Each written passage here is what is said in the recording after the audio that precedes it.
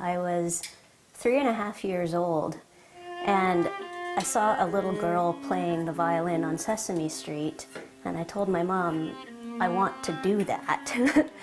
I didn't want to play the violin, I wanted to make it. And even at that moment, I realized there was something about the violin that was magical.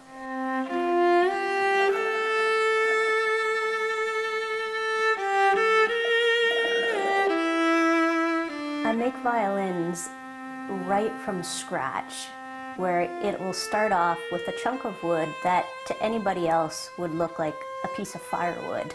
The first time I actually got to make a violin and start on that journey, it was a moment that brought me a lot of joy and gratification, and I still feel like that when I create a new instrument.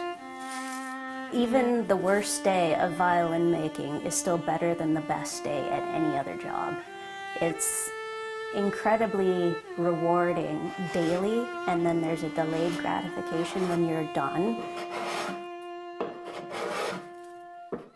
On average, if I was making an instrument from start to finish, it would take me about 3 months to finish it in the white, so they say, where all the woodworking is done, but it still requires varnish and setup.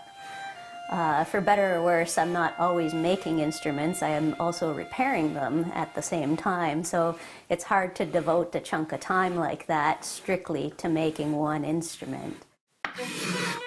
Once an instrument is complete, it's still actually not complete. All the parts are there, but it undergoes a rigorous tweaking, so to speak. The sound post can be adjusted, the bridge can be recarved to coax out the maximum sound.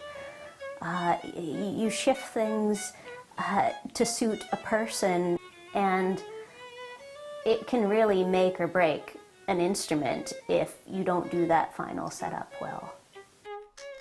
It is one of the most rewarding things, and you send that instrument out into the world, and it is your baby, and you hope it does you proud, and you want it to continue living on, like, well beyond yourself. And so that's always an important thing for me, sort of a legacy that goes on beyond me.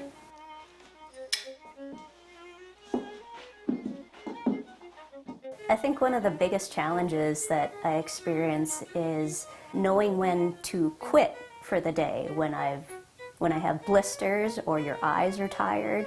That's been a big learning curve for me, and I think I'm getting there.